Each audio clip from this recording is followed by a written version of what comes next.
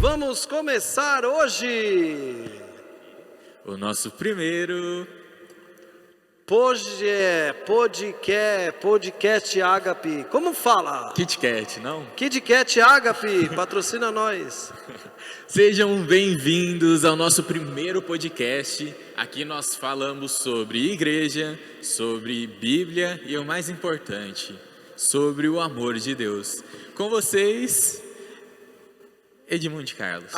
Sou eu, Ed, aqui, fundador da Movimento de Evangelização Ágape, aqui diretamente de Garça. Exatamente em algum período esse vídeo vai entrar no ar e você vai estar participando conosco, porque tudo posso naquele que me fortalece. Algo importante também, Gá, é que esse programa, vamos falar também sobre humanidade. Muito importante, muito importante. Sabia que a nossa equipe o diretor, conhece o diretor? Não. Diretor gente boa, tá de bermuda aqui no estúdio. E o diretor Lacerda já falou aqui pra gente várias histórias impressionantes. Nós vamos conhecer a humanidade dos cristãos católicos. A vida é muito mais do que só a igreja. Verdade. A vida, a obra das pessoas, o que as pessoas estão fazendo nos dias de hoje e como elas chegaram a esse encontro com Jesus. Vai ser muito interessante. E você também, se quiser mandar sugestão de algumas pessoas que você gostaria de saber a história da vida delas, envie aqui para nós nos comentários no nosso canal do YouTube. Porque nós somos todos Ágape. Não só tem o YouTube, tem o que mais? Instagram. Tem o nosso Instagram, o nosso Facebook. Facebook. Pessoas com mais de 50 anos, 40, vai pro Facebook.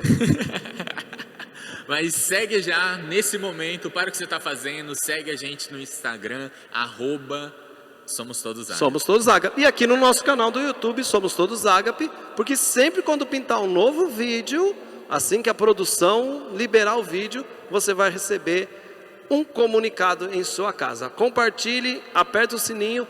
Sabe o que tem aqui na tela também?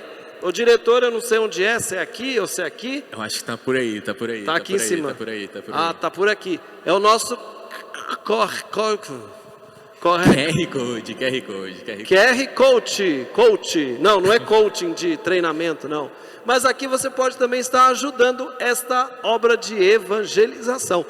Mas, Gabriel, eu esqueci de falar. Com vocês, Gabriel Pérez.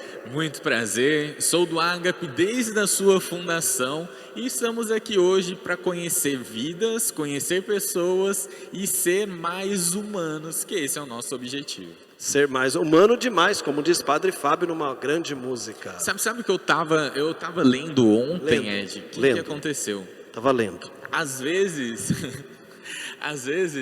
pessoas querem se parecer como Deus. Pessoas se enchem tanto de si que quer parecer como Deus. E Jesus nos ensinou, sendo o próprio Deus, que era melhor ser um pouquinho mais humano.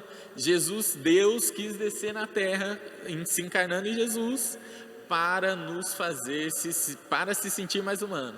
E é assim que nós devemos agir também. Sempre, quanto mais humano, mais amor. A produção está passando aqui, a produtora, tem a nossa grande produtora, Kids, o nosso diretor aqui, vão trazer água para a gente, né?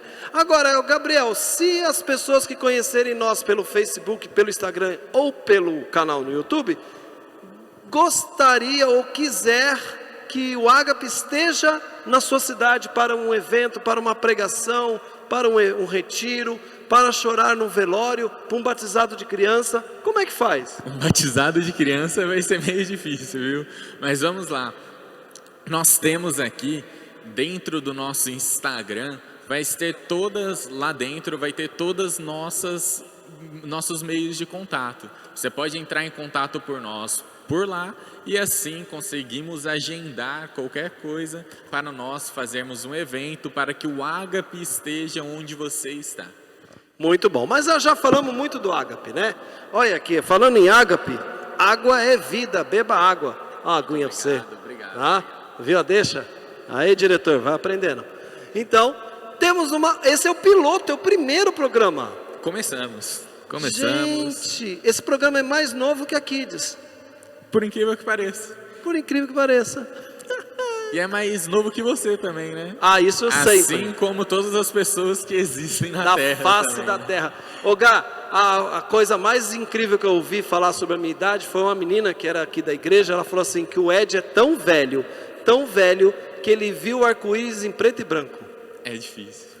É difícil. Mas para começar, para esse programa piloto, primeiro programa do Ágape, nesse estilo, nós trouxemos um rapaz. Ele é bonito, ele é inteligente, ele é trabalhador, ele é noivo. Daqui a pouco eu vou... Mas a melhor qualidade dele, além de ser católico e cristão, é que ele é palmeirense. Aí não, produção, corta essa parte pra mim, por favor. Pô, Não vamos jogar isso pro ar, não, pelo amor de Deus. os grandes homens são palmeirenses. Sabe qual que é o problema?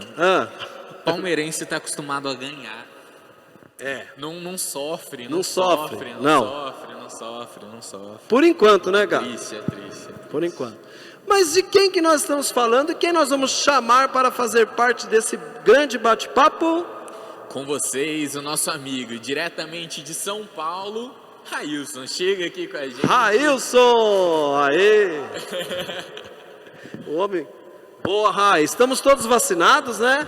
Graças a Deus. Estamos todos vacinados. Tem uma aguinha aí para você, Rai, se precisar. Só tem água também, onde? tá? Tá onde? Aqui, achei. Vamos lá, então. Começamos você aí, Gá. Isso, dá um... Testando. Opa, salve, boa noite, boa tarde, bom dia. Não sei qual é o horário que você vai assistir esse programa. Muito obrigado, Gabriel, muito obrigado, Ed. Uma alegria estar aqui com vocês, fazendo a estreia aqui do AgapeCast. Vai ser esse o nome mesmo? Sim. Agora vai, né? Agora está decretado. Agora vai. AgapeCast. Então, é uma alegria, viu? Me sinto honrado. A gente que está honrado pela sua presença. O Gabriel, o Railson já tem uma história aqui conosco do Ágape, que ele veio no primeiro retiro para pregadores aqui da nossa cidade. Eu não sei, mas faz muito... Você fez o retiro? Fiz.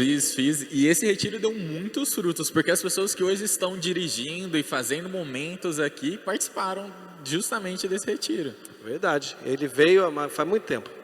Faz muito tempo. Foi 2014, se eu não me engano, não foi? 2014. Foi um retiro para pregadores e para músicos. 2014. Bom, mas a gente quer saber do Rai. Quer saber do Railson. De onde ele veio, o que ele come, onde ele dorme. Vamos lá.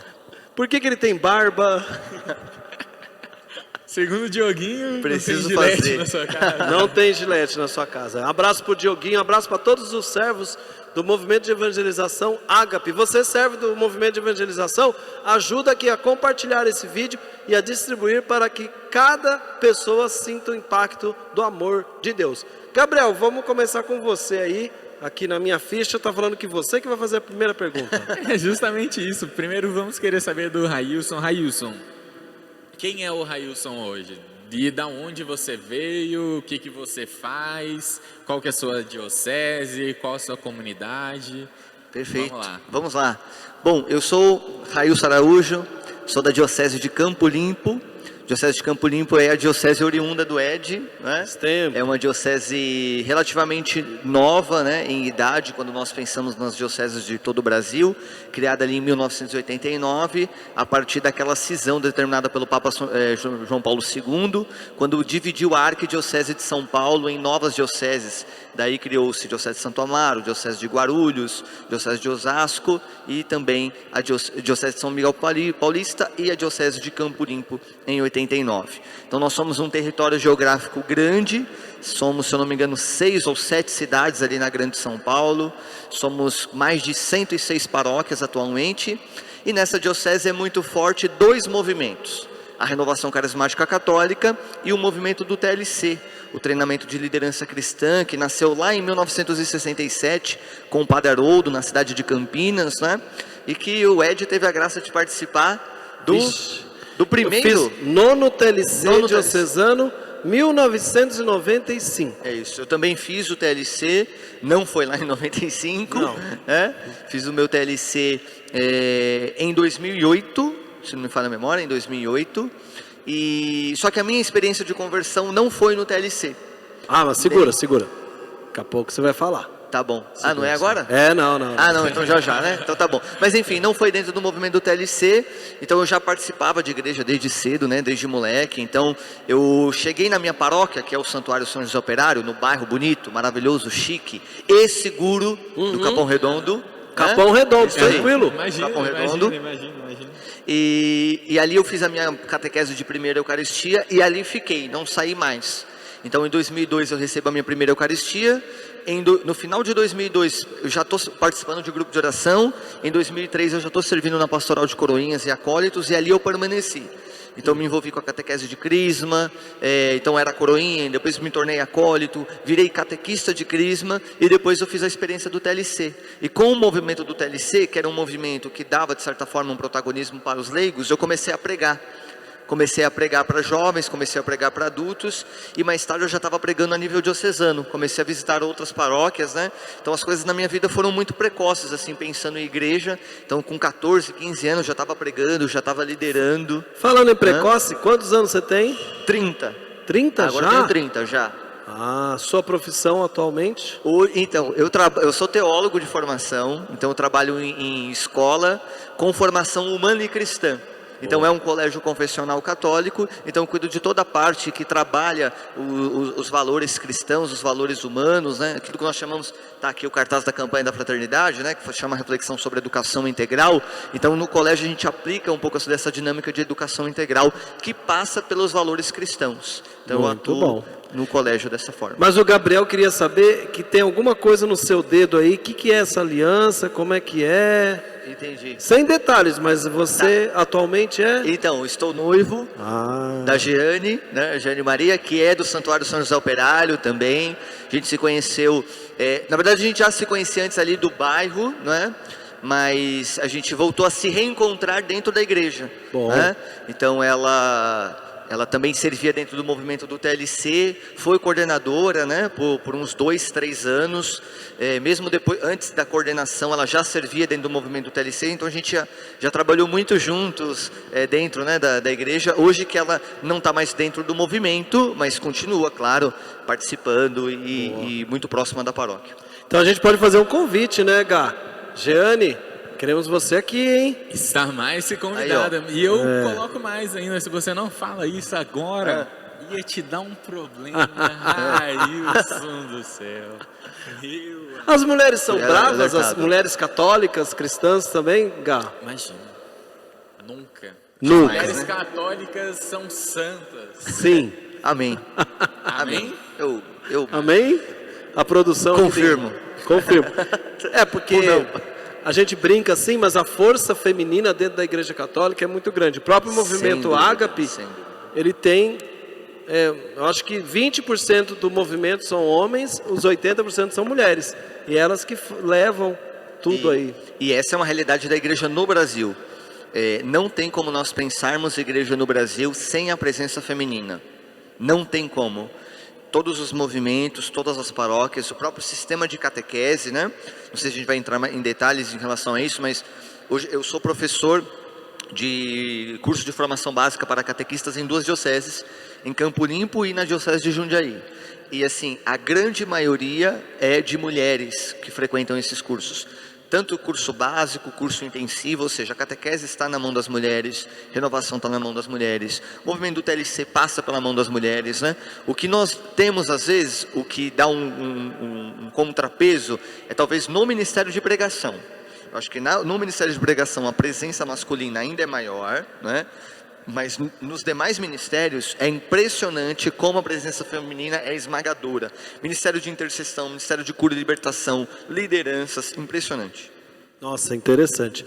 Gá, mais alguma coisa sobre tudo isso que ele falou? Você quer puxar algum gancho, alguma coisa? Então, voltando sobre o que você começou a falar no seu momento de conversão. Antes de você ser convertido, de ter essa experiência, e eu costumo dizer que no momento que você realmente tem uma experiência com Deus, as coisas não são mais as mesmas. Tipo, algumas coisas a gente precisa abandonar e o Espírito Santo de Deus faz em nós realmente, transforma nosso coração. Em si, não só como nosso coração, mas como nossa vida.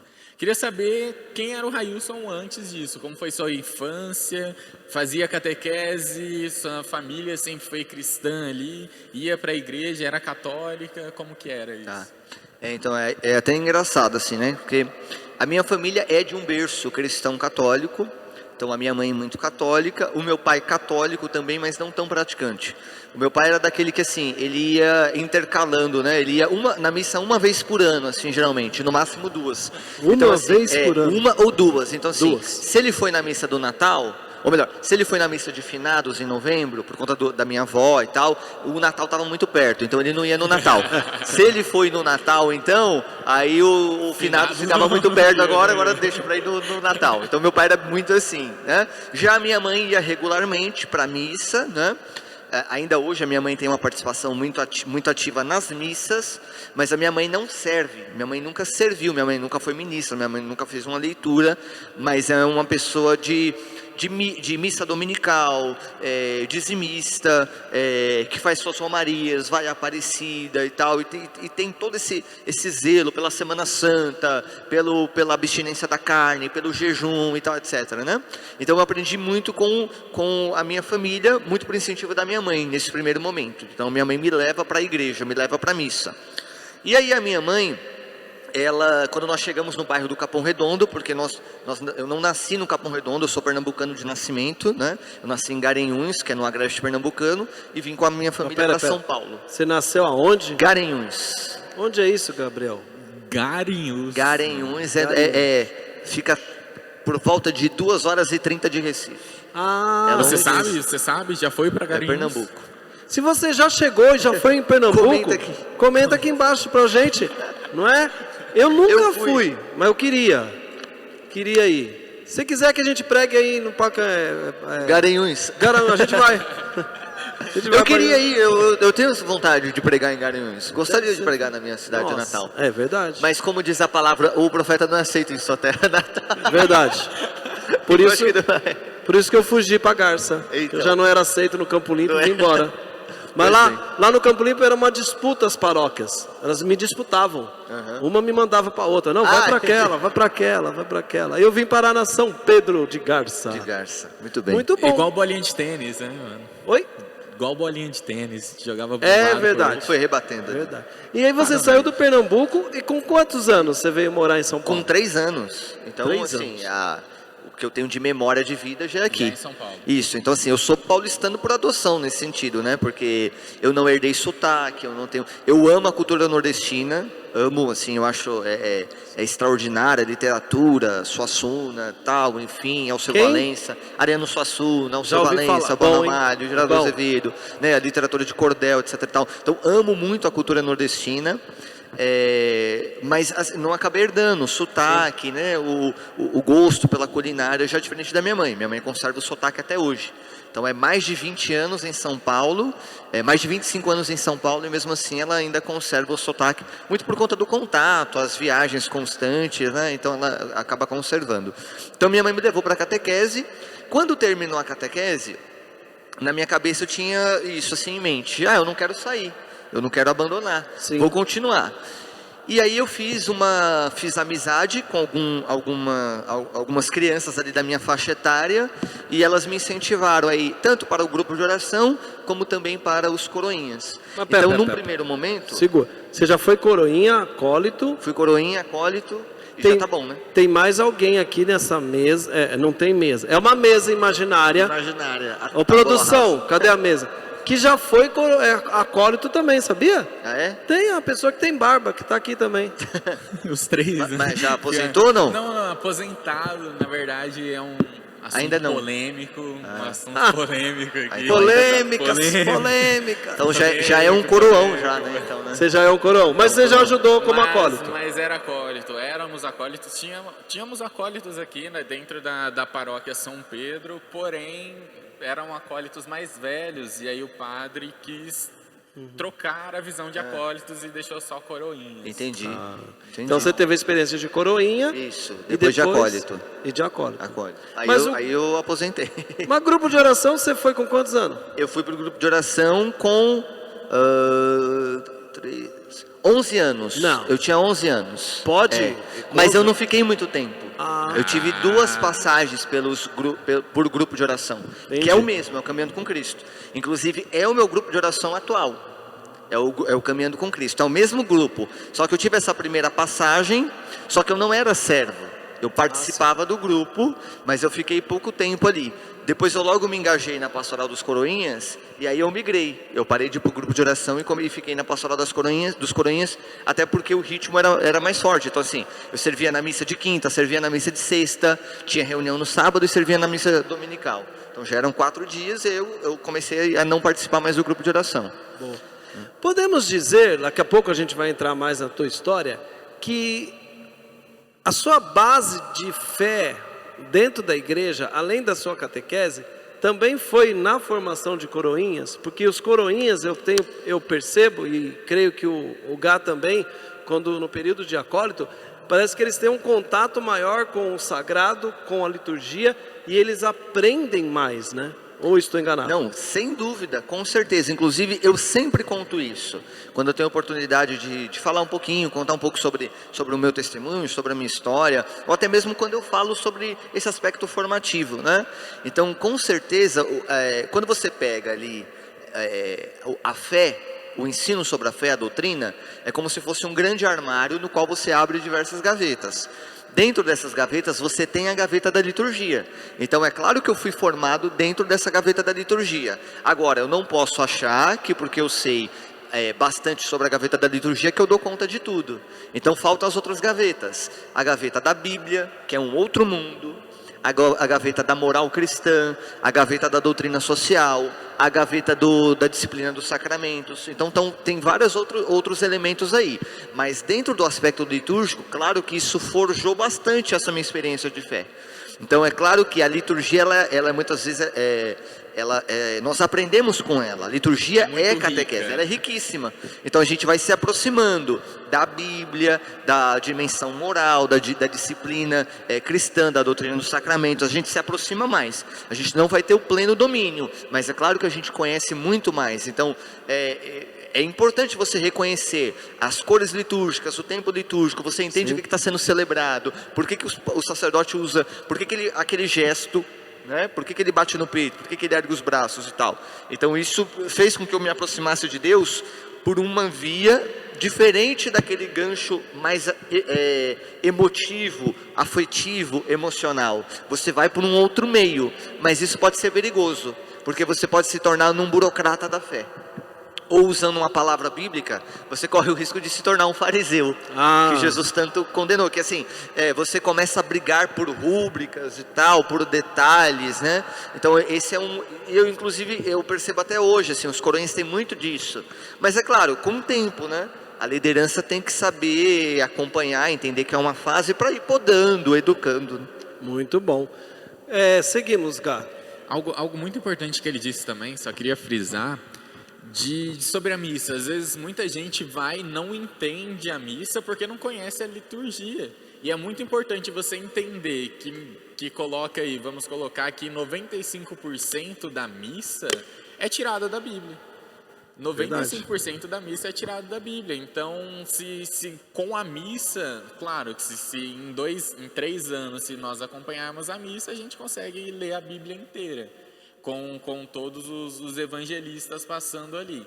Porém, toda missa é constituída por dentro da Bíblia também, e você acaba começando a se interessar e querer abrir outras gavetas, como você disse também. Muito bom. E essas gavetas, elas são riquíssimas, e dentro de todo esse contexto da Igreja Católica, a gente vê a riqueza que a nossa igreja tem, e como muitos de nós não temos, eu diria, não é que nós não temos acesso, a gente até tem, mas a gente não vive toda essa riqueza da igreja. Por isso que é importante, isso eu aprendi quando eu quis estudar o catecismo da Igreja Católica. E aí um padre que estava dando a formação, ele falou, só ama aquilo que você conhece. Então a gente tem que conhecer. Seguimos, Gá. Mais uma coisa, sobre justamente o momento que você começou a entrar na igreja, beleza. Tava ali nos coroinhas, e agora? Como que foi essa virada aí para você começar a entrar em outros movimentos? Como foi, você saiu em algum momento dos coroinhas? Como foi essa saída? Como foi essa transição sua? Perfeito. Então assim, eu segui servindo como coroinha por muitos anos, né? Então 2003, 4, 5, 6 eu ali permanecia. E aí quando eu completei 15 anos, eu fui para a catequese de Crisma. Com 14, né? Com 14 eu comecei, era um ciclo mais ou menos assim, 2006 para 2007. Então comecei com 14 e recebi o sacramento, eu já tinha 15. Quando eu fui para o sacramento da Crisma, a Crisma lá na minha paróquia, e acredito que acontece em outras paróquias, ela tinha um conteúdo catequético, doutrinário, e dentro deste ciclo tinham 3 retiros, que era uma dinâmica querigmática, retiros muito fortes, um específico sobre a pessoa do Espírito Santo, um sobre a Santíssima Trindade, um retiro muito forte sobre o amor de Deus, amor do Filho e tal, e um outro de afetividade e sexualidade. E por mais que eu já participava da igreja, eu nunca tinha feito uma experiência tão forte como aquelas que eu fiz no retiro.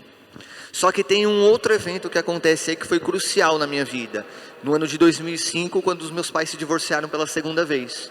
Porque foi um momento bem conturbado ali da minha vida. Quem conhece a minha mãe sabe que a minha mãe é extremamente vaidosa, e um elogio que é muito recorrente, que minha mãe adora, é quando falam assim: nossa, nem parece que você tem tantos anos, nem parece que você tem um filho desse tempo. A minha mãe adora escutar isso, e assim, é muito real, porque a minha mãe é extremamente vaidosa, e vai pra academia, e come ovo, e tal, e batata doce, doce. e batata doce e tal. A minha mãe, assim, ela é assim. Então assim, isso hoje, 2022, imagina então em 2005, quando ela tinha se divorciado. Então se a minha mãe segue muito jovem hoje, imagina lá atrás, né? E por que eu estou contando isso? Porque para mim era uma dificuldade enorme pensar que a minha mãe poderia se relacionar com uma outra pessoa. Então isso foi um motivo de muita briga em casa, muita confusão. Então eu nunca deixei a igreja, vou sair, mas esse momento foi muito conturbado, porque eu estava na igreja, vivia essa aflição, até mesmo por conta da indissolubilidade do matrimônio. Então era muito pesado, minha mãe casou na igreja e tal, etc. Então eu não aceitava, não queria aceitar aquilo, então foi um momento muito conturbado. Só que ao mesmo tempo eu estava percebendo que aquele caminho de embate com a minha mãe também não era muito cristão. Então o clima em casa estava muito ruim. Dentro desse itinerário também, eu comecei a ficar um pouquinho maiorzinho, 15 anos, os meus amigos, não é que eu tinha más amizades, na verdade os meus amigos cresceram também e queriam aspirar coisas que era própria da idade. Não é que são maldosos ou coisas do tipo, eles eram meus amigos, não é que eu procurei novas amizades, eram os mesmos amigos de sempre, era o mesmo grupo. Só que aí, por exemplo, lá em São Paulo, o Ed deve conhecer muito bem, tem o Play Center. Fui muito no Play Center. Né? Aqui em Vinhedo não, né? Em Vinhedo, ali mais próximo de Campinas, tem o Hop Hari. Quando tinha essas excursões, cara, a molecada ficava eufórica, né? Por quê? É o momento que você vai, coloca a sua melhor roupa, é o momento da azaração. E eu sempre fui bunda mole. Não sei se eu posso falar bunda mole aqui dentro da igreja, mas eu já falei agora, né? Pode falar. Agora já foi. O produtor, coloca um pi aí, né?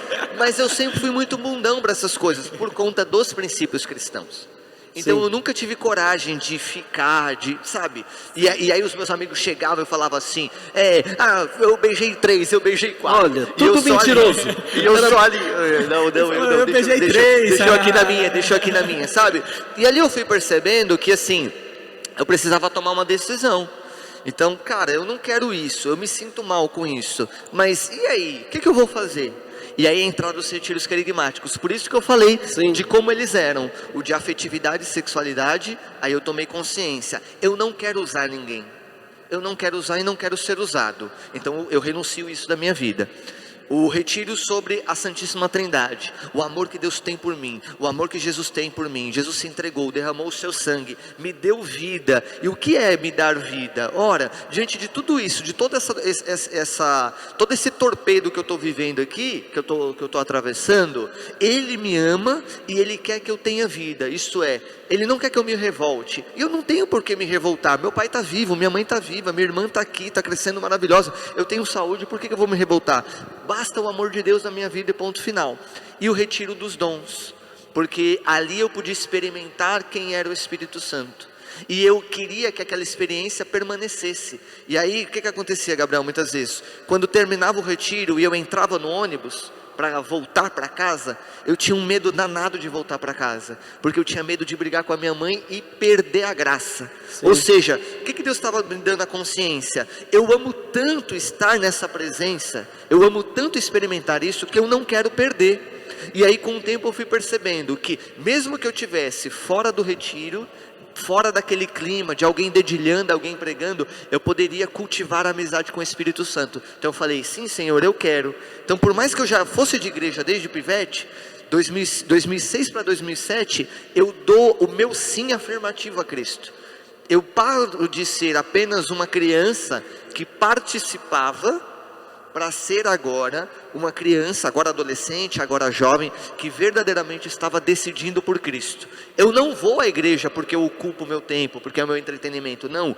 Eu vou porque meio que numa pegada de lifestyle. Isso aqui é a minha vida, eu quero viver desse jeito. E foi a melhor decisão, eu não tenho dúvida. Foi decidir-se por Cristo, e não me arrependo de ter me decidido por Cristo cedo. Eu posso me arrepender de talvez não ter a maturidade que eu fui ganhar tempos depois, mas de ter se decidido por Cristo desde cedo, não. Eu ia perguntar isso, né? Se você se arrependia de ter começado a participar firme da igreja muito cedo. Eu comecei a participar da igreja com 25 anos, foi muito tarde. O Gá foi bem cedo também, né, Gá? Foi com 13 anos, e foi bem legal você comentar isso, que eu tive também, quando eu me coloquei, que você entende na sua história, onde Jesus começa, onde tipo, você realmente, eu acredito, a gente estava até conversando antes, de nós vivemos hoje, querendo ou não, a cultura do sim, de você estar em Deus, você aceita estar na igreja, e você tem o sim de Maria, que é muito simbólico para nós em alguns sentidos, de nós se entregarmos realmente e entender o chamado de Deus naquele momento. Então nós dizemos sim para muita coisa, e a gente entende o momento da nossa vida, da nossa história, onde tem esse sim, que a gente entende quem nós somos e o que nós queremos ali. E eu tive um momento desse também, que eu me coloco e que eu entendo que foi ali a virada, quando eu tinha acabado de fazer um retiro querigmático também, que nós chamamos aqui de EGJ, mas não, vamos abordar esse nome em algum outro momento, tá? Senão às vezes pode dar um problema aí, mas a gente aborda isso em outro momento. Mas no momento que eu fiz o EGJ, eu sentia algumas emoções, e ao passar do EGJ, eu descobri que eu era adotado, com 13 anos de idade. Então, naquele momento, eu poderia ter me revoltado, ter feito alguma coisa do tipo que se distanciasse realmente de Deus. Mas eu entendi que naquele momento, o amor que Deus tinha por mim, e a decisão, e a minha atitude perante aquilo, teria que ser diferente se eu sou um cristão. No momento que eu resolvo ser católico, minhas atitudes precisam mudar. Eu não consigo mais ser uma pessoa que age sem pensar pelo Espírito. Então, nesse momento, eu também decidi que eu era católico, que eu estava ali e agora seria uma pessoa diferente. Então, acredito que esse momento, algumas viradas, eu acredito que entender o momento do meu sim, sabe? Entender do momento que daqui para frente, cara, se eu quero seguir a Deus, eu preciso fazer uma coisa diferente. É uma decisão difícil, principalmente para quem é novo. A gente trabalha com jovem há 27 anos e o jovem é muito inconstante. Mas aí você passou essa fase de 14, 16, 17 anos e decidiu ajudar e continuar na sua caminhada como cristão. E aí depois disso, qual foi o rumo? Você não estava no acólito, mas não ia ficar mais? Como é que foi? Então, aí depois da minha catequese de crisma, e aqui tem um outro ponto importante também, porque eu me identificava muito com os catequistas, porque eu tive catequistas jovens. E aí é interessante, porque bem anos depois, eu lendo os documentos da igreja, Medellín, Puebla, os documentos da igreja latino-americana, eles indicavam justamente essa direção. Os bispos da América Latina falavam muito sobre isso. Jovem evangelizando jovem, jovem discípulo e missionário de outro jovem. E a minha catequese de crisma era justamente isso. Quem dava os encontros, quem coordenava eram lideranças jovens. E quando eu terminei, eu já tinha colocado no meu coração, eu quero servir aqui no crisma, porque eu quero evangelizar jovem desde já, sendo jovem. E aí fui muito bem acolhido por aqueles coordenadores, comecei a participar da formação, então eu já tinha uma base de liturgia, e aí aquele crisma era muito organizado, não é porque é a minha paróquia, assim, mas assim, de fato, eu admiro, eu tiro muito o chapéu. Eu sei que muitas outras paróquias são tão organizadas quanto o Santuário São José Operário, outras que não, né? Vamos dizer a verdade, mas no Santuário São José Operário era muito organizado. Então nós tínhamos um cronograma muito bem fundamentado para seguir uma planilha de formação. Então tinha formação bíblica, tinha formação sobre história da igreja, tinha formação sobre Mariologia. Então eu mergulhei, eu aprofundei. Então eu tinha 15, 16 anos, eu já estava em contato com muitas coisas que algumas pessoas só vão ter contato depois de 20, 25, 30 anos, né? Então, aí dentro da crisma, dando a catequese, eu também já tive esse despertar para o ministério de pregação. E nesse sentido a Canção Nova foi muito importante, porque a Canção Nova estava na TV aberta, depois saiu, voltou novamente, né? Hoje está no 59, e aí eu assisti aqueles acampamentos, aqueles encontros, e eu olhava aquilo e achava muito bonito. Nossa, eu quero. Só que um detalhe, o que me fez eu despertar para esse falar em público, não foi nem a pregação em si, ali confirmou, mas acho que o primeiro despertar foi na escola, num dia que eu apresentei uma espécie de seminário sobre a invasão dos Estados Unidos no Iraque, na suposta guerra ao terror, o Bush, a época do Saddam Hussein, etc e tal. E eu apresentei e todo mundo bateu palma quando terminou, a sala, o professor, sabe? E foi aquele momento de contentamento, sabe? Eu falei, caracas, que demais. Só que quem me conhece sabe que eu sou extremamente tímido. Eu detesto visitar casas assim que eu não conheço as pessoas. Eu detesto. Às vezes acontece. Então, né? Eu detesto pedir informação na rua e tal, porque eu sou extremamente tímido. E aí às vezes fala, nossa, como assim? Você prega? É graça, não tem outra coisa, é graça de Deus, porque eu sou extremamente tímido, mas naquele dia eu tive uma sensação muito boa. E por que eu falo que isso é importante? Porque talvez se a experiência fosse frustrante, eu não sei, talvez eu não ia querer mais, né? E aquela experiência foi muito boa. E depois, eu me envolvendo na igreja, eu vendo aqueles jovens pregando na frente, eu escutando aquelas pregações da Canção Nova, senti isso muito forte no meu coração. O Senhor me chama isso, a pregar. E aí eu lembro de um cartaz do mês vocacional, era uma campanha das Pontifícias Obras Missionárias com a CNBB, e tinha lá, qual é a tua vocação?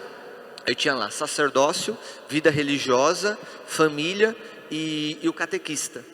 E eu olhava para o catequista e falava, eu quero isso, eu quero servir aqui, eu quero falar de Deus, eu quero pregar, eu quero anunciar. Isso em 2007, então eu tinha 15 anos. Então desde muito cedo eu sentia muito forte no meu coração isso, eu quero servir a Deus dessa forma. Aí eu deixo os coroinhas e vou para o crisma, fico só no crisma.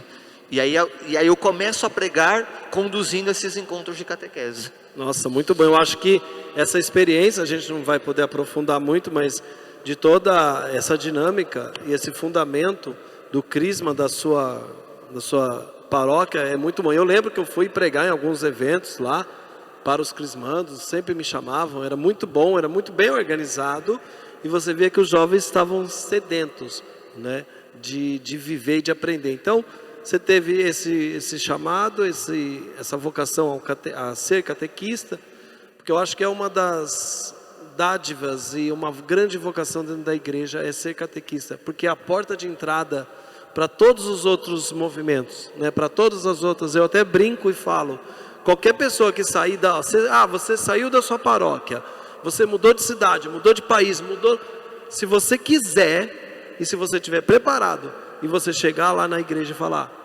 eu quero ser catequista, os padres e os catequistas vão te acolher, porque a Igreja Católica é carente de catequistas e os que têm, coitados, já estão trabalhando tanto, né? E é uma coisa muito importante. A gente tem alguma coisa aí, Gá? Então, eu estava aqui, recebi uma mensagem aqui.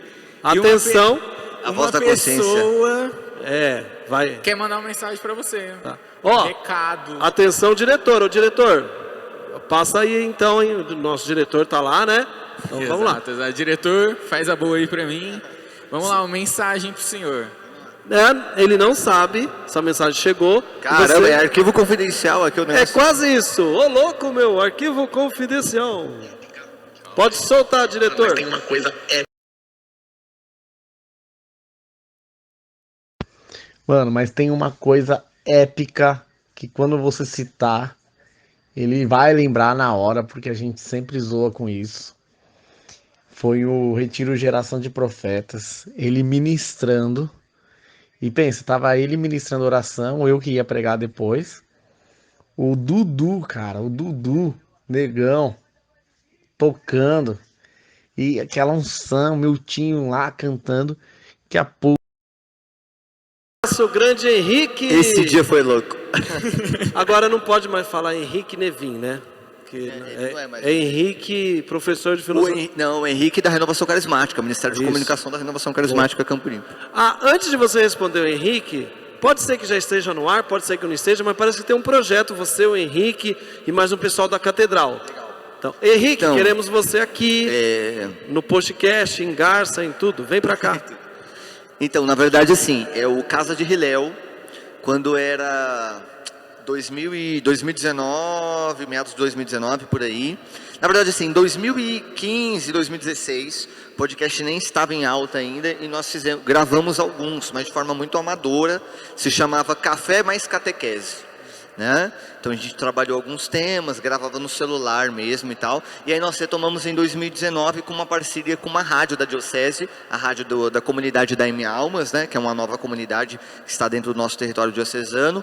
Gravamos alguns projetos, só que um amigo nosso que nos ajudava na produção e tal, nessa dinâmica audiovisual, teve alguns compromissos, né, do trabalho, e aí acabou que ele não conseguiu tocar o projeto e a gente meio que deixou arquivado, né? E aí agora a gente está querendo retomar. Um outro amigo nosso, que é o Fernando Meninelli, está junto com a gente. A gente tem o apoio, não é propriamente da catedral, né? Na verdade a gente vai usar o espaço. Então o projeto é nosso, o que a gente está usando é o espaço, né? O estúdio, que está dentro da nossa catedral, da Diocese de Campo Limpo, que é a Sala Carlo Acutis. Mas o projeto se chama Casa de Hilel. Hilel porque é daquela tradição rabínica, né, que era o fariseu do amor. Em outro momento a gente pode aprofundar um pouco mais sobre isso. Por isso que é esse nome, Casa de Hilel, porque é justamente isso. A gente quer ser essa casa aberta que dialoga, que fala de fé, que fala dos valores cristãos, mas sem ser uma aula de catequese, não é isso. A gente quer abrir as portas, né? E não só do sentido figurado da coisa, mas também no sentido literal, dialogar com outras pessoas que talvez não professem a fé católica, mas que podem bater um papo e levar, né? Trazer alguma mensagem importante para o reino de Deus. Tá, só para não esticar muito, mas vai ser só áudio, vai ser como? Não, vai é ser áudio e vídeo. tudo. A gente quer subir. Nós já temos programas nas plataformas, no Spotify, no Deezer. Pode jogar Casa de Hilel, Hilel com H, H-I-L-E-L. Produtor, põe aqui embaixo, aqui, ó. Coloca aí. Escreve Casa aí, de o Hilel. diretor. Pode procurar que nós temos três ou quatro programas lá. Esses apenas em áudio, mas agora com a retomada do projeto será áudio e vídeo. A gente já começou a fazer alguns testes lá. Beleza. Agora teve um retiro que você estava, Henrique estava lá, você estava conduzindo. O que é conduzir, Ed? Ele estava dirigindo o retiro? Não. Preparando o terreno, preparando as pessoas para o momento de pregação. Tinha lá um grande pensa num tecladista católico, ele tem estúdio, bons. O único defeito é que o Dudu é São Paulino, mas é gente boa. Produtor profissional. Estudou muito de música, tocando teclado, cantando. Você resolveu puxar uma música? Então, cara, porque assim, nada como o tempo, né, que traz amadurecimento. nós já vamos para 10 anos desse episódio aí, né? Já vamos para 10 anos, então é importante falar isso aí. Mas assim, o que pegou? Não é uma ministração espontânea, na verdade era assim, era uma música do Thales Roberto, e aí ele tinha uma pegadinha que era assim, eu preciso do Senhor, né? Uma pegada assim. Só que essa é uma música animada. Sei, né? É o Deus da minha vida, Deus da minha... Isso, é quase um axé music, né? Só que, qual que era a pegada? Os caras estavam tocando a animação e o Henrique passa assim, meio que pelas minhas costas, como a voz da consciência, como se fosse o Boninho. Entendo. Aquela voz do Boninho fala assim, já chama pra oração que vai voltar. Tipo, já chama pra oração, vai voltar e, né? Porque a gente tava com o retiro atrasado. Henrique Quando ele passou, eu falei, não, captei a mensagem, vou transformar o louvor em ministração. Pessoal lá, na animação, Só aí que ele fala, aí você faz aquela famosa frase de pregador, põe a mão no teu coração. Não, foi quase isso, eu não lembro bem. Mas aí, tipo, eles meio que tinham terminado. Só que eu falei, mano, eu não vou puxar uma outra música, sei lá, nem vou falar, toca uma de oração. Eu não queria fazer esse rolê. Continua, né? Isso, continua nessa. Aí eu peguei o gancho do eu preciso do Senhor. Aí eu só aqui, vamos lá, todo mundo, com a mão no coração. Bota. Eu preciso do... E aí foi horrível. O Dudu deve ter ficado assim. Hã? Então, ó, que fique claro, não foi espontâneo. Era o trecho eu preciso do Senhor. Ficou horrível? Ficou horrível. Mas foi boa a experiência. Valeu como experiência. E isso eu levo, inclusive, para a formação dos pregadores. Se você não canta, Fica quieto. amém, aceita isso, não canta. Não canta. Não inventa. Gostei Não dessa. inventa. Aceita. Aceita. Aceita. É. Teve um retiro que o Henrique estava tocando no Ministério de Música e tinha bastante músicos lá e eu fiquei conduzindo o retiro todo. E tem uma música muito cantada na igreja, principalmente naquela época, lá na nossa diocese, que é Nem as torrentes das grandes águas conseguirão. E eu fiquei os 3 dias do retiro, nem as correntes, nem as correntes. E eu olhava e o ministério ria. Só no domingo à noite que eles falaram, Ed, não é corrente, é torrente. Mas a gente passa uns Ed, mas micos. falando nisso, qual que é a pegada? De onde que você tira essa força que vem aqui de trás? Não sei se você já reparou, mano. É verdade, o Ed, é verdade, toda hora ele que ele vai sempre fazer, busca ele pega um negócio aqui atrás. isso aí. Como que é? Como que é esse É negócio? tipo o soco do Pelé na Copa de 70, só que o dele vem de trás, é meio Kamehameha com Pelé, assim, né? Eu não tenho a mínima ideia, mas eu tenho essa mania, parece que eu vou sair voando, né? A gente vai caminhando como pregador. Eu tive uma época que eu participava muito do Padre Alberto, então eu pregava e falava igual o Padre Alberto. Né? E ele é de gesticular bastante. Né? Mas aí teve uma época que eu vi o Tarzan pregou no meu TLC. E o Tarzan tinha uma mania de segurar a Bíblia e fazer assim com o dedo. Aí eu falei, então se eu segurar a Bíblia... Tem um rapaz aqui que vai fazer uma pergunta para você também, grande pregador aqui da minha região, grande João Vitor, né? Então, João Vitor, sucesso. Eu imaginava que se eu segurasse a Bíblia com a mesma mão que o Tarzan segurasse e fizesse o dedo assim, eu ia ter a unção do Tarzan. E eu ficava nos retiros. Não, né? E é muito doido, porque cada pregador, ele vai com o tempo tendo a sua essência, o seu jeito de falar. Teve uma época também que eu quis ser o pregador intelectual. Só falar difícil. Imagina o Ed, Até babei aqui, né? O Ed Agora não, você brincou. O Ed não tá conseguindo falar podcast. Imagina o Ed tentando falar difícil. Exegese, hermenêutica. Lumen Gentium, como é que Lumen Gentium. Na Lumen Gentium. Aí eu comecei Gaudium et Spes. Não vai. E eu comecei a querer ser muito sim. Eu estava trabalhando junto com o João numa missão que chamava Novo Pentecostes. Aí o João era o fundador, já me chamou no canto e acabou com a minha vida, no bom sentido. Falou, o que foi aquilo? Você estava dando aula de português ou você ia fazer pregação? Aí ele falou, volta a ser a essência do Ed. Se você é desse jeito, e se as pessoas chamam você para pregar, elas querem o Ed pregando, e não você querendo ser o isso ou aquilo, o intelectual. Então é muito interessante, mas isso é muito da nossa maturidade. Isso é. E assim, quando você começa no ministério de pregação, não tem jeito, você vai pegar alguém e você vai se apoiar naquele ministério como referência. Isso é natural, seja alguém da sua paróquia ou seja alguém da mídia, assim. naturalmente isso vai acontecer, né? Então, e não tem problema que seja assim num primeiro momento. O problema é você querer prolongar o seu ministério apenas como uma cópia do outro, porque Deus não chamou a cópia do outro, igual o Ed falava. Deus não chamou um outro João Cláudio, um outro Ed, um outro Railson. Deus chamou você. E se Ele chamou você, é um chamado, aquilo que está na carta de Romanos, né? Os dons e chamados de Deus, eles são irrevogáveis. É dom, é chamado. Deus te chamou, Deus derrama. É você, é pessoal, não é para ser cópia. Glória a Deus. Agora dizem as más línguas, Gabriel, que o Railson não consegue contar uma piada ou uma brincadeira em algum retiro. Isso é verdade, Railson? É mentira do que eu não consigo Você contar? não consegue, que você vai contar e nunca dá certo. Não, que isso, eu tenho boas, eu só não posso, não pede para eu contar aqui. Não, né? Tem que ser espontâneo. melhor não usar. Não, agora tem que ser só, espontâneo. até como formação, é que retiros querigmáticos e retiros que ficam 3 dias numa sala, sempre os pregadores às vezes acabam fazendo alguma brincadeira, não é de respeitando o evangelho, mas é um jeito também de chamar a atenção.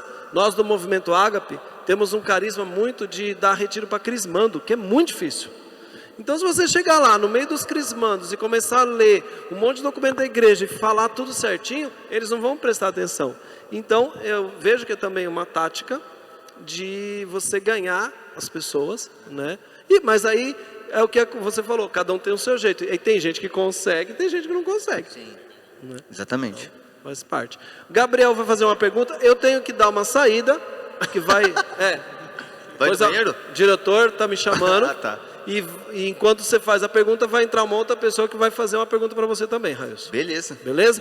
Continue acompanhando a gente aqui, compartilhe. O Pix está aqui, tá? Para você ajudar o movimento de evangelização. Se você quiser que a gente vá na sua cidade, evangelização, o que precisar, chama a gente, que a gente vai aí poder levar a palavra de Deus para vocês. Aí, Diretor, tô saindo, hein, diretor? Presta atenção aí. Um pouco aqui sobre o Railson. Vamos lá.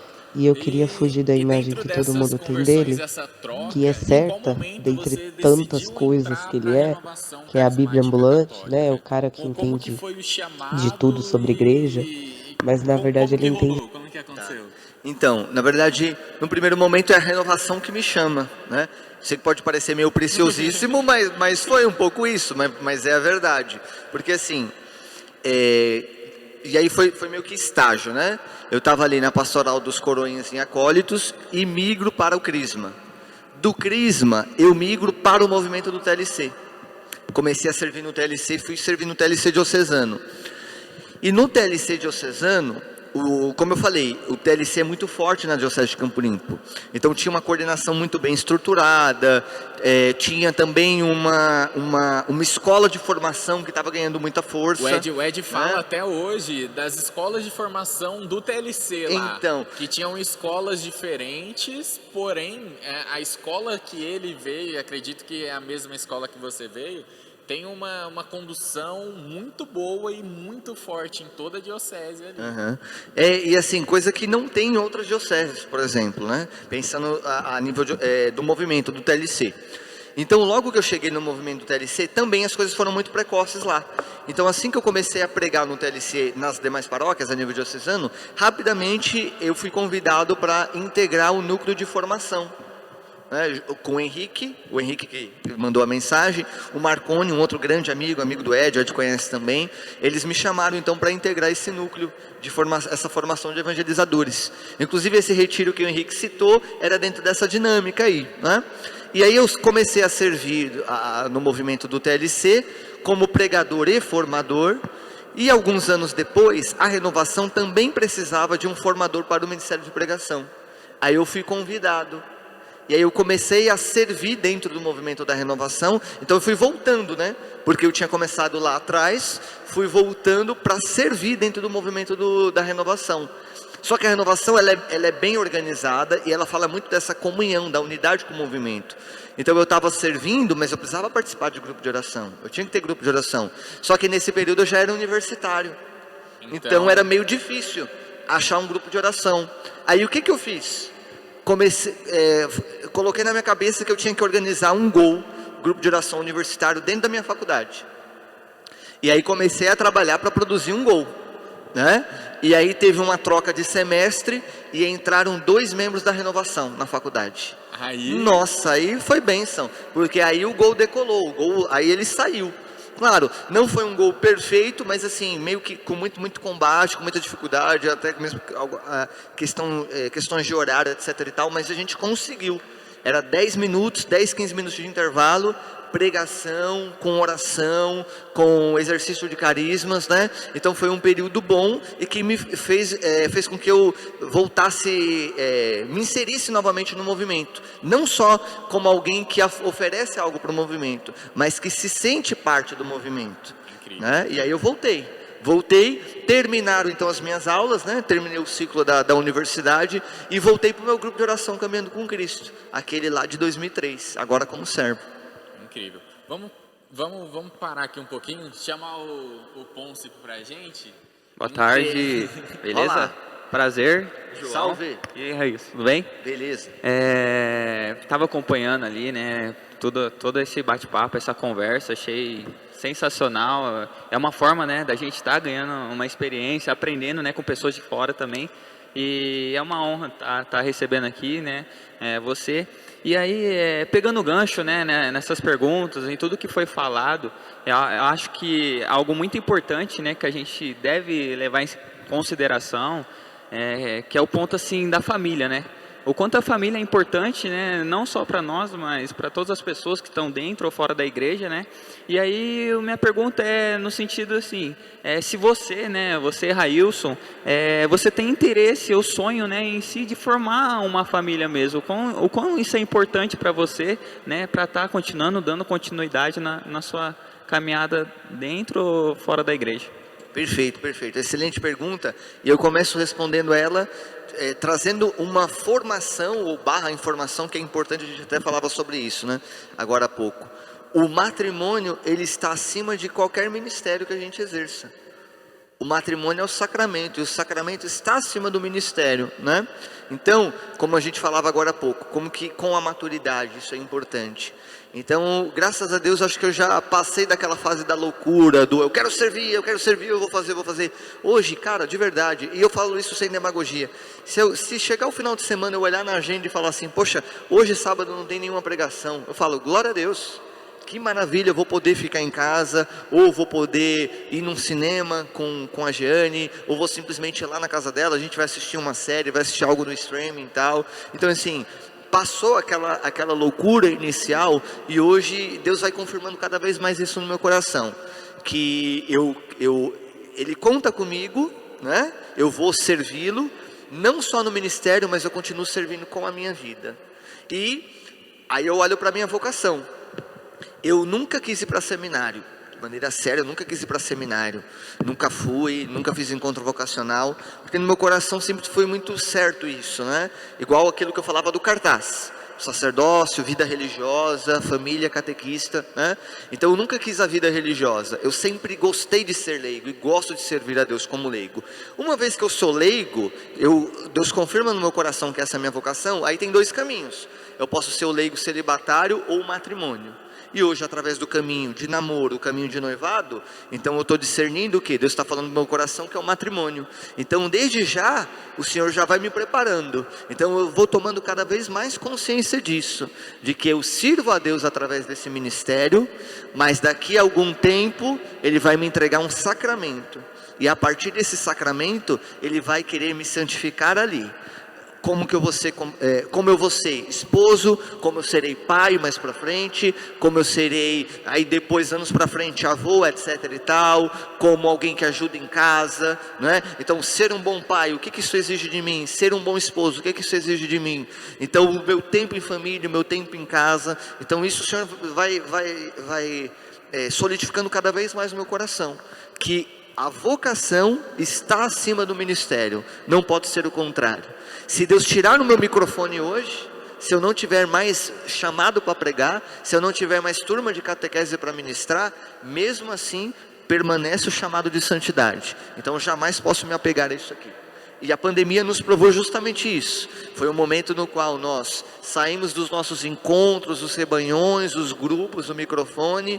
E aí eu vou parar de evangelizar? Não, Deus me chama a evangelizar aqui. Agora é tempo de eu me doar de uma maneira que talvez eu nunca me doei antes. Para minha casa, para minha família, como irmão, como filho, não é? Então, nesse sentido, vejo que a família é extremamente importante, tanto aquela que nos acolhe, que cuida, que nos forma, como aquela que nós vamos formar um dia. Então, ainda não sou esposo, mas com a graça de Deus, caminhando para tal, quero honrar e quero servir a Deus da melhor forma por meio desse sacramento. E o legal disso é que antes nós estávamos conversando sobre fases também, sobre ciclos que nós temos, né? E você estava falando, a gente conseguiu ver realmente esses ciclos na sua história. No momento que você estava ali como coroinha, depois no momento que foi para a catequese, depois no momento do gol dentro da faculdade. E um dos pontos nesse último momento dessa transição, em que você estava ali no TLC, dentro da faculdade, qual que é a importância para você também? Qual que foi a importância realmente de ter um grupo foi aquele primeiro momento que você estava como liderança ali, né? Uhum. Então, como que foi esse primeiro momento de estar dentro de uma liderança e ter que fazer realmente acontecer? Porque hoje o Ed chega, dia do Ágape, fica louco. O Ed endoida, dá umas crises nele realmente, porque nós se comprometemos com o propósito de Deus para aquilo. E no momento que a gente se compromete ali, exige mais de nós. Então, como que foi essa experiência ali do gol, de você estar, e depois, claro, que como você falou do matrimônio, é algo que Deus coloca para nós maior do que qualquer outra coisa ali, que nós temos que seguir. E aí vai a nossa doação para isso. Então, queria que você comentasse aí sobre realmente estar ali dentro daquele gol e se doar dentro daquele momento. Estar no matrimônio e se doar dentro do matrimônio. A grande palavra aqui é compromisso. A grande palavra aqui é compromisso. E assim, a partir do momento que eu me vi naquela situação, eu não tenho um grupo de oração, eu vou ter que articular. Então assim, poxa, agora eu preciso me comprometer com isso. Eu preciso ir atrás. E aí é a hora da gente ser protagonista de algo. E às vezes na nossa caminhada com Cristo, na nossa caminhada com Cristo a gente precisa assumir esse protagonismo. Então é um protagonismo que a gente dá lá atrás. Então é esse sim, eu quero trilhar esse caminho, eu digo não ao pecado, às minhas renúncias, etc e tal. Igual a história que eu contava. Eu estava ali, adolescente, diante de um mundo com várias possibilidades, e que não são escolhas necessariamente maldosas. Acho que é importante nós falarmos sobre isso. Então o jovem que se lança, que ele namora com uma hoje, com outra amanhã, assim, às vezes ele não é uma pessoa maldosa, pode ser que seja, mas às vezes não é. Às vezes ele está ali tentando acertar, e talvez de tanto desejar acertar, se aventurar, bate a cabeça, bate muito, né? Então assim, naquele momento eu fiz a minha decisão. Eu tomei essa decisão, me decidi por Cristo, quis trilhar aquele caminho. E todos esses estágios eles foram exigindo. Eu preciso fazer isso, eu preciso fazer isso, eu preciso fazer isso. Então quando eu me torno coroinha, agora eu preciso me comprometer, eu já vou à missa, mas agora eu vou ter que ir na formação e na missa.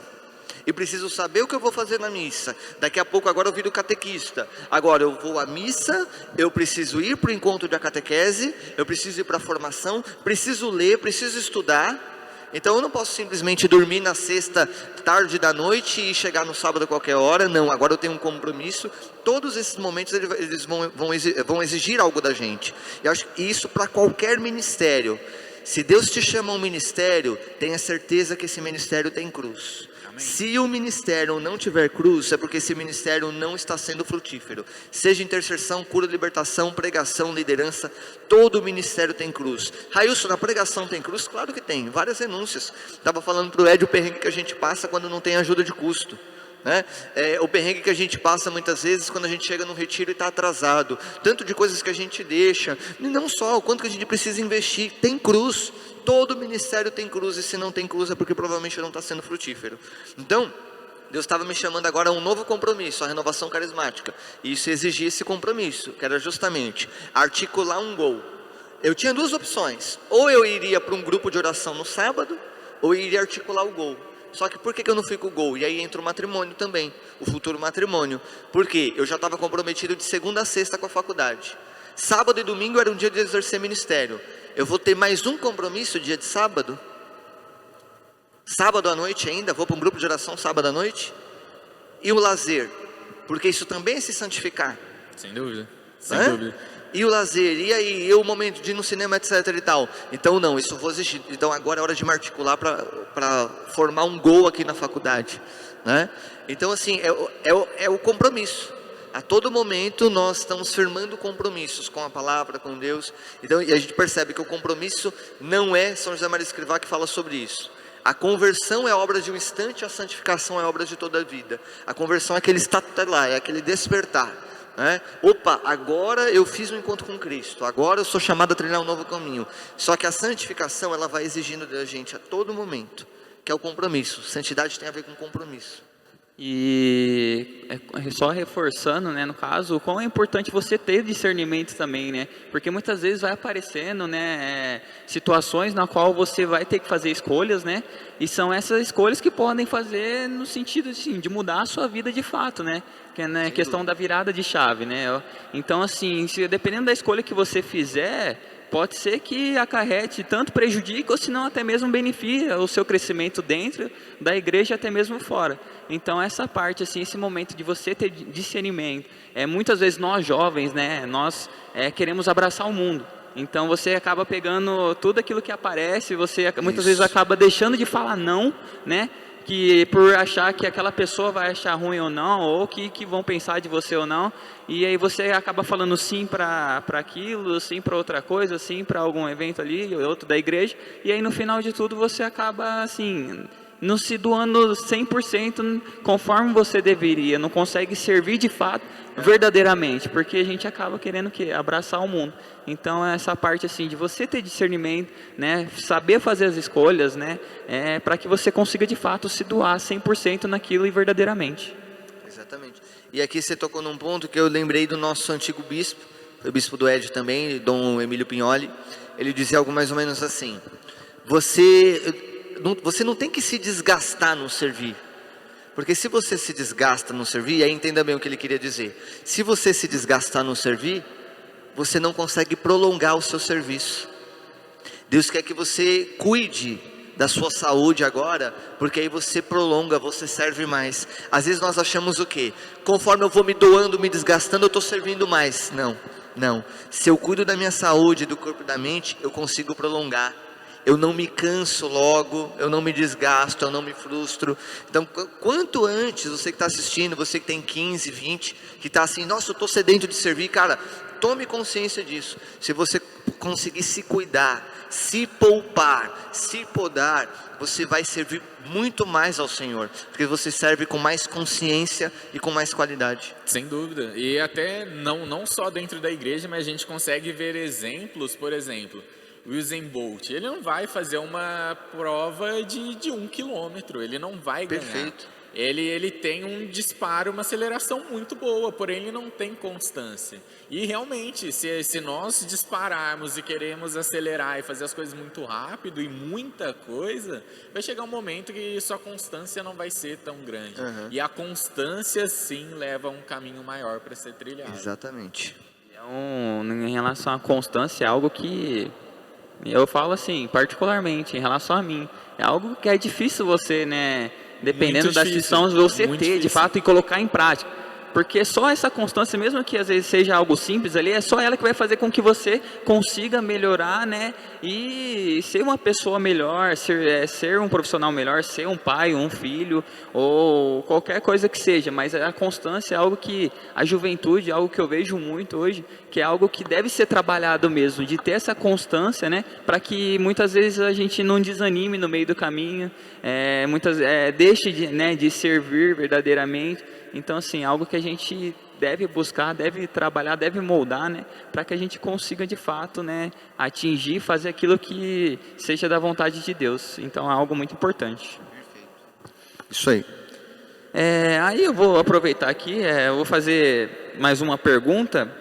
Nós sabemos hoje, assim, o cenário, né, que estamos vivendo, né, em relação a tudo, principalmente a pandemia que ainda está presente, né, mas que hoje é falado um pouco menos, né, por conta principalmente da guerra que está tendo na Rússia, na Ucrânia. E eu queria que você falasse assim um pouco, o que é a Igreja Católica para você nos dias de hoje? Com tudo isso que está acontecendo, com todas essas mudanças, adversidades, queria que você falasse um pouco sobre isso. Cara, assim, eu acho que agora é um momento que eu paro de falar, né, da minha vida. Então, e aí entra um pouco do acadêmico, né? Mas não só acadêmico no sentido de academicista da fala, né? Mas assim, enquanto reflexão teológica, enquanto reflexão eclesial. O primeiro ponto é o seguinte: eu acho que muitos dos nossos irmãos de comunidade, muitas vezes eles têm uma visão muito apocalíptica da coisa. Então é como se assim, agora é o final dos tempos, tá? E de certa forma eles não estão errados, mas também não estão certos. Como assim não estão certos, não estão errados? Ora, porque assim, o que nos ensina a igreja? Que nós estamos no final dos tempos desde que Jesus veio. Exatamente.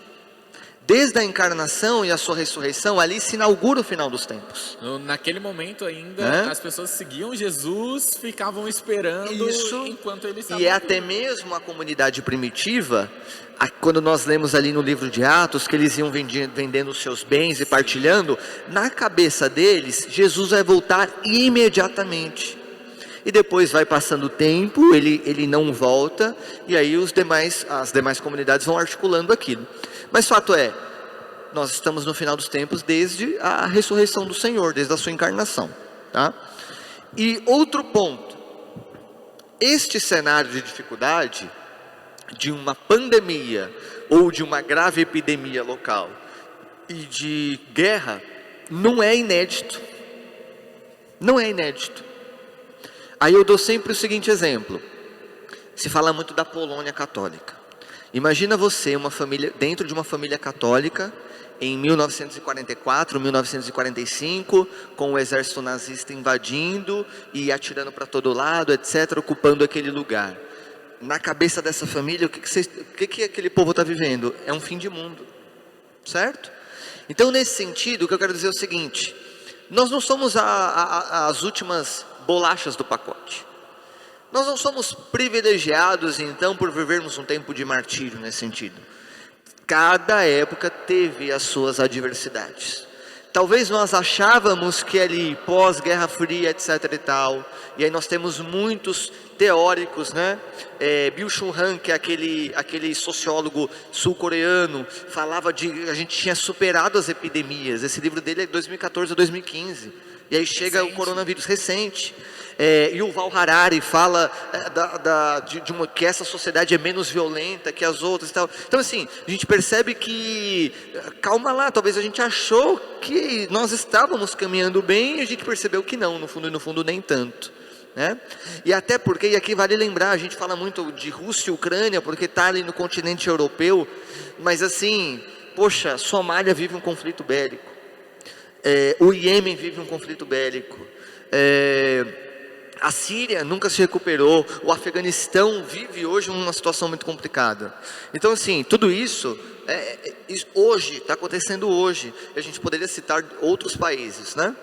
Então assim, acho que eu gosto de construir essa conversa, e eu vou chegar lá, como que eu vejo a igreja hoje diante de tudo isso. Então, primeiro, para dizer que não tem nada inédito nesse cenário. Então são situações que a humanidade já enfrentou. E aí, como eu vejo a igreja? O que esperar da igreja? Ora, o mesmo que ela ofereceu nos outros períodos. O que esperar da igreja? É uma mãe que cuida, que acolhe, que oferece esse acalento.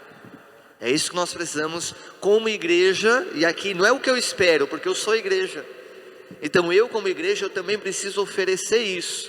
Então no nosso anunciar, no nosso pregar, no nosso falar de Deus, primeiro, tomar cuidado para que a nossa pregação não seja uma pregação alienada do cenário de hoje. Eu não posso só falar de avivamento e não levar em consideração. A pandemia trouxe consequências para todo mundo. Aí você pode dizer assim: Railson, mas eu não peguei. Railson, mas eu não perdi o meu emprego. Bendito seja Deus, amém. Mas na sua comunidade alguém pegou, alguém faleceu talvez, alguém teve uma redução salarial e aí está apertado financeiramente até hoje. Todo mundo foi afetado de alguma forma. E talvez no fundo você foi afetado e você não sabe o quanto. Talvez até mesmo a pandemia mostrou como indiferente você está com as coisas. Então nós como igreja, e aí o que eu espero e o que eu tenho que fazer, uma vez que eu sou parte dessa igreja, é não fazer uma pregação alienada do cenário. Então quando você faz essa pergunta eu já fico muito feliz, que parte de alguém que está consciente. E agora, o que nós como igreja fazemos diante desse mundo? Então o primeiro ponto é esse: não nos tornarmos pessoas alienadas. A igreja não pode ser alienada, basta a gente olhar as nossas lideranças. Papa Francisco no Ângelus e na catequese com frequência tem batido na tecla, rezado, pedido, e não só falado, tem articulado. Nós já temos 2 cardeais nas fronteiras entre a Hungria e a Polônia, trabalhando com os refugiados. A Caritas já está presente. O secretário de Estado, Pietro Parolin, já se reuniu com o primeiro-ministro ucraniano, com o primeiro-ministro russo para tentar intermediar. O próprio Papa Francisco ofereceu ao Vaticano para que pudesse ali ser um espaço de diálogo para um cessar-fogo.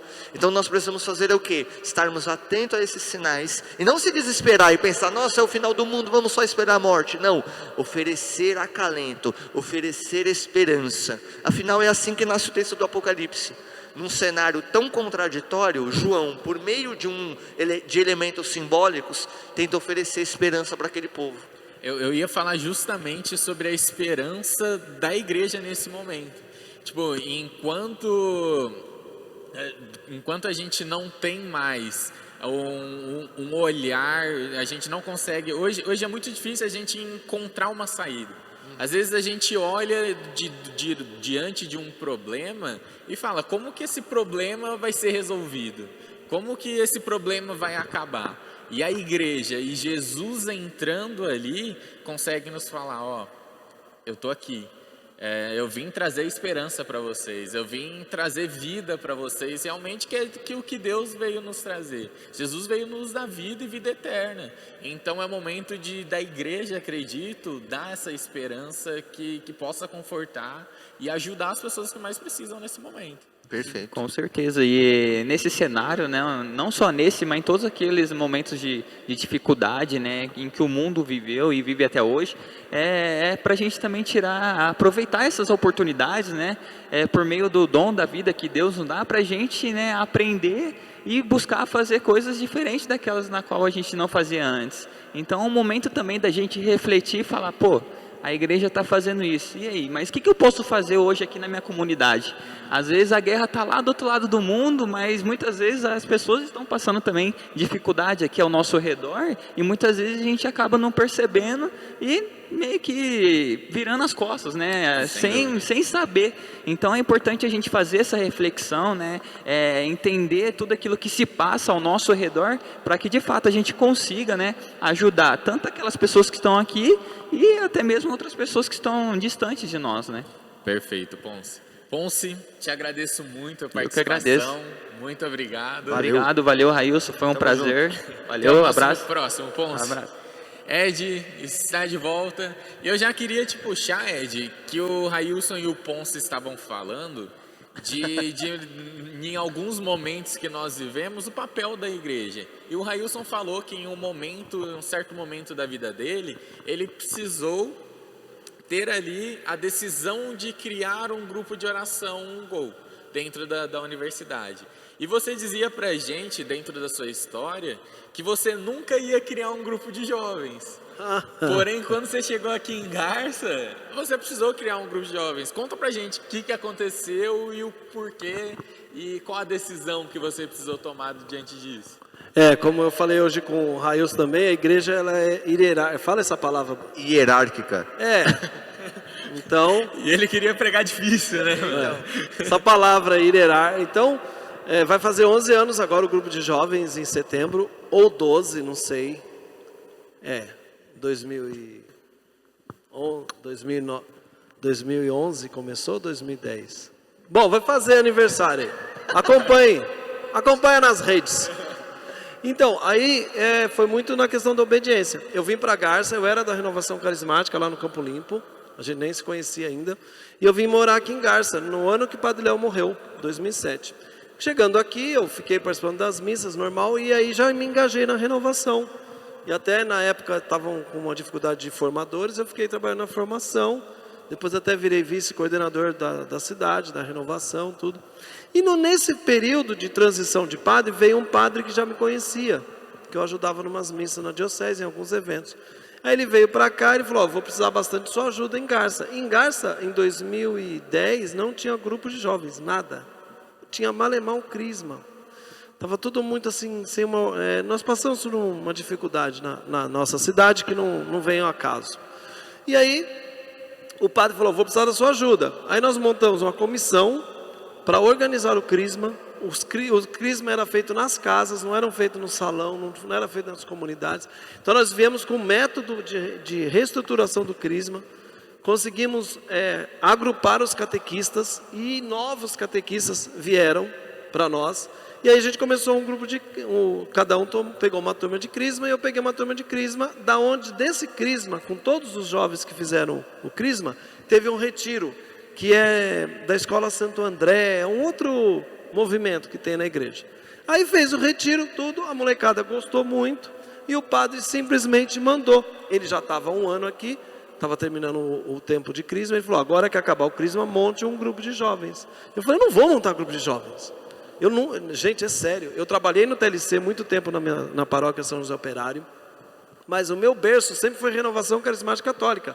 Eu ajudei a começar um grupo de oração carismático católico na paróquia São José Operário, na quarta-feira, onde hoje é o Nevim, e eu fiquei trabalhando nesse grupo 10 anos, foi pauleira. E aí eu trabalhei todo esse tempo. Quando eu vim para cá, eu não queria grupo de jovens, porque eu sempre tive medo, e eu sempre falava, jovem é inconstante. Mas o padre mandou, já dizia minha avó,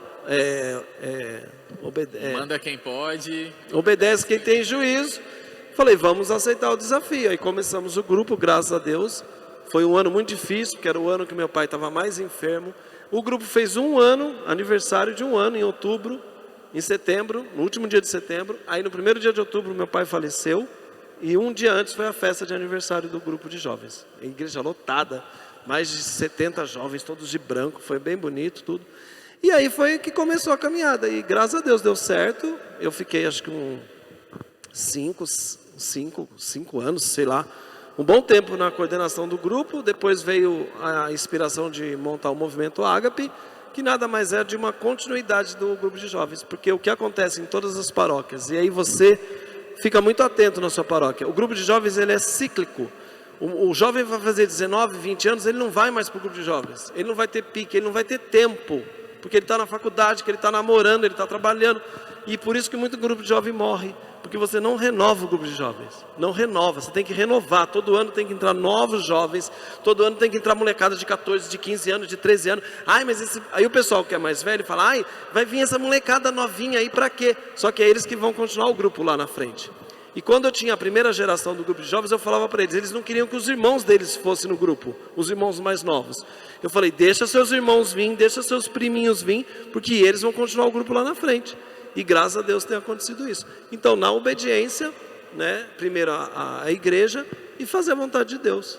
Né? Mas dá trabalho. Muito bom. Um dos pontos, e aí começa a conectar as coisas que a gente falou, tem uma pregação do Theo Hayashi, não sei se conhece, um pastor lá, e ele diz, uma vez ele foi pregar na Colo de Deus, teve uma pregação lá, e ele estava falando que foi a primeira vez que ele pregou numa igreja católica, e ele falou que isso era uma promessa que Deus tinha feito para ele, que ele iria pregar na igreja católica em algum momento. E aquela pregação era para justamente ser naquele momento. Então, às vezes nós temos a nossa vocação, nós temos o nosso chamado para ser feito dentro daquele momento, para um tempo como aquele nós estarmos lá e tomarmos aquela decisão. E aí volta em todo o nosso compromisso, em todo o nosso sim, em todo o nosso reconhecimento de estar dentro daquele ciclo e se doar dentro daquele ciclo. Então, o nosso sim, o nosso aceite para Deus fazer aquela pregação daquele jeito pode converter uma pessoa que em algum momento ela vai estar em uma posição importante e tomando uma decisão igual você tomou no passado. Então é muito importante o nosso sim em aceitar o ciclo justamente por isso. Falando em sim, temos uma outra mensagem para você. Tem a ver com sim. Ai, meu Deus. Ô diretor, vamos soltar aí, diretor. Então a gente tem essa mensagem você vai ouvir e aí depois você vai explicar sobre essa mensagem e aí nós vamos fazer nossas considerações finais. Vamos lá. Solta aí, Lacerda. O Ed pediu que eu falasse um pouco aqui sobre o Railson e eu queria fugir da imagem que todo mundo tem dele, que é certa, dentre tantas coisas que ele é, que é a Bíblia ambulante, né? É o cara que entende de tudo sobre igreja, mas na verdade ele entende de tudo sobre tudo. Railson é aquela pessoa que entende sobre sociologia, história, política, geografia. Curiosidades, se você mostrar bandeiras para o Railson, ele sabe identificar de países, estados e etc. Eu acho isso incrível. Além disso, entende de carnaval, de futebol, sabe todos os campeonatos, quem ganhou, quem não ganhou. A pessoa que gosta dos times lá de, sei lá, ele viu futebol de Israel aí.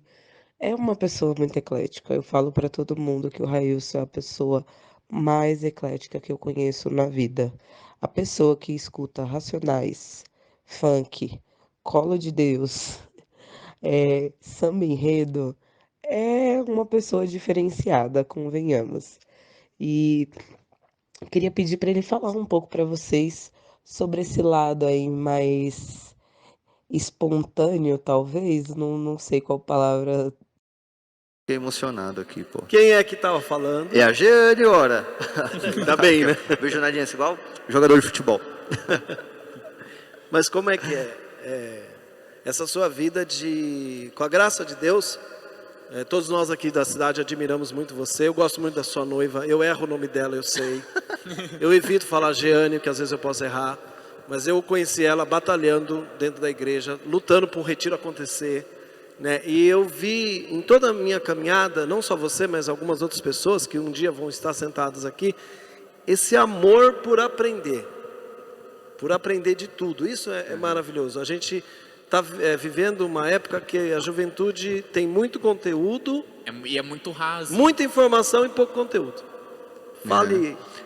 Bom, primeiro, assim, não posso não agradecer a Jeane, né, por fazer parte da minha vida, e ela me ajuda profundamente nesse desempenho ministerial e de vocação, né? De vocação pensando, né? Falando aqui do matrimônio, daquilo que o futuro reserva, e também ministerial, né? Porque se eu poderia encontrar alguém que talvez não entendesse esse tempo, esse ritmo, etc e tal, e também, assim, acho que isso é muito belo nela.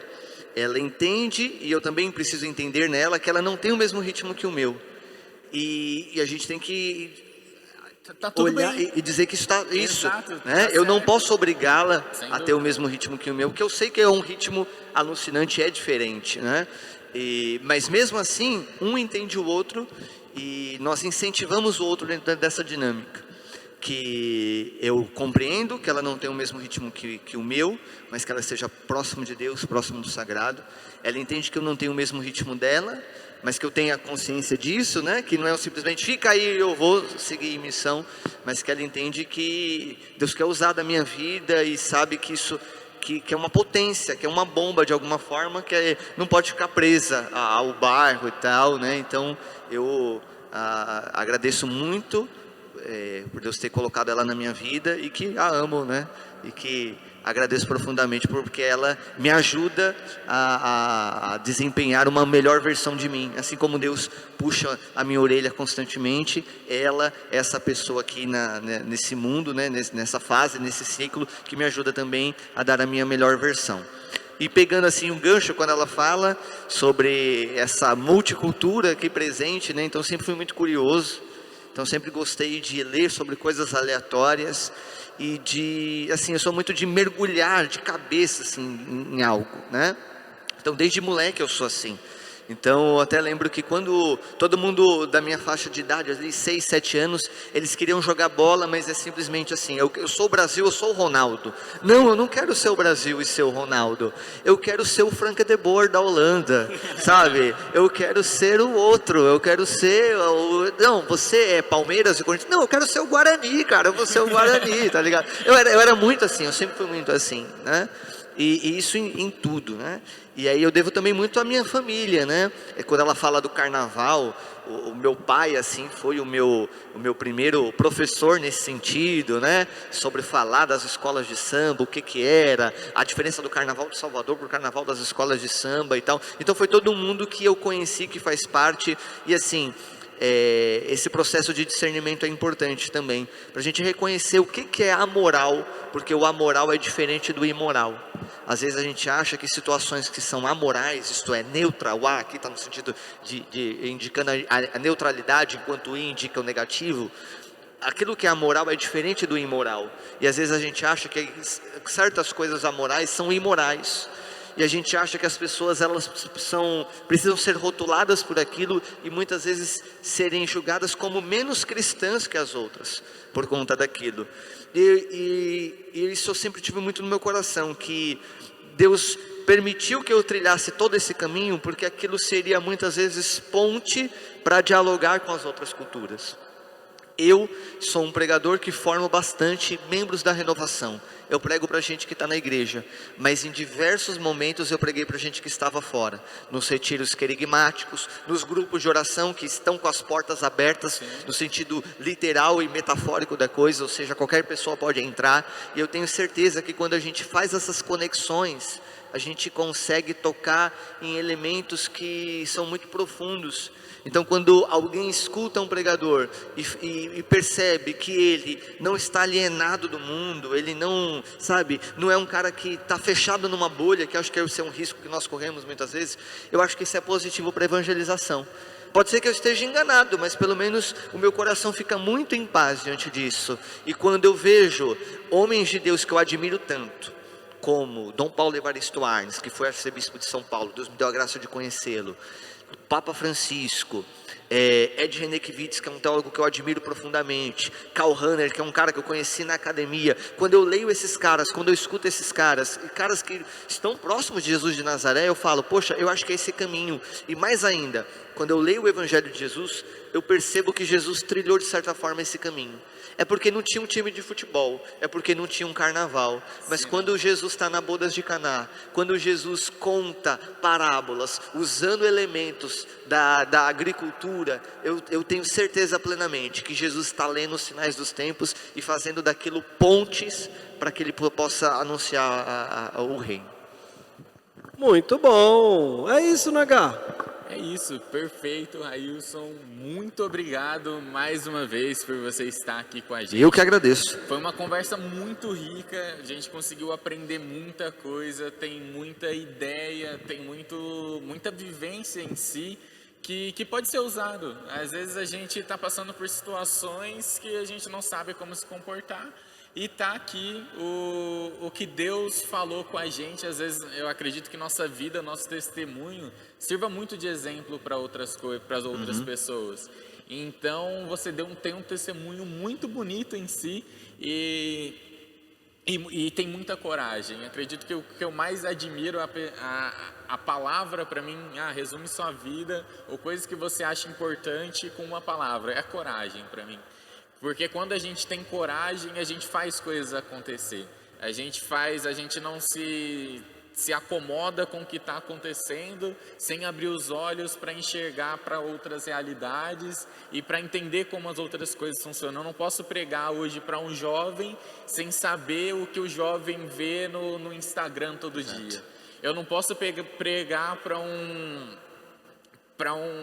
às vezes para um adulto que está passando, que eu sei que está passando por um problema no trabalho, com uma crise financeira que nós temos no Brasil, com as bolsas quebrando. Então eu preciso entender a realidade das pessoas, que as pessoas estão passando, para eu conseguir mostrar a mensagem que a igreja tem para ela.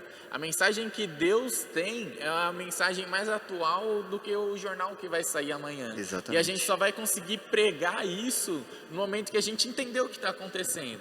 E acredito que você deixou isso muito claro para a gente. Que você precisa se atualizar, você precisa entender o que está acontecendo para conseguir proclamar aquilo que Deus quer. E eu acho isso muito bonito. Meus parabéns aí pela sua vida, pela sua vocação. Nós e todo o Ágape estaremos rezando por você, rezando pelo seu matrimônio, pela sua vocação realmente, pelo seu ministério também. E pode contar com a gente para tudo isso. Valeu demais, obrigado. Obrigado, Railson. Obrigado a você que nos acompanhou. Eu queria agradecer a toda a parte aí, pessoal, o diretor. Os bastidores. Bastidores aí, o pessoal que ajudou a gente, o diretor Lacerda, a Kids, Padre Anderson, né, que permitiu usarmos aqui tudo o equipamento. Muito obrigado, Padre. O microfone dele aqui, ó. É o microfone dele, ó. E obrigado, Padre, que sempre nos apoia. Obrigado a toda a paróquia São Pedro. E você que está acompanhando, que vai acompanhar isso aqui, ajude a divulgar o nosso Facebook, o nosso Instagram e principalmente o canal no YouTube. Muito obrigado, Deus abençoe e logo, logo a gente volta. Fiquem com Deus, porque somos todos Ágape. Ágape.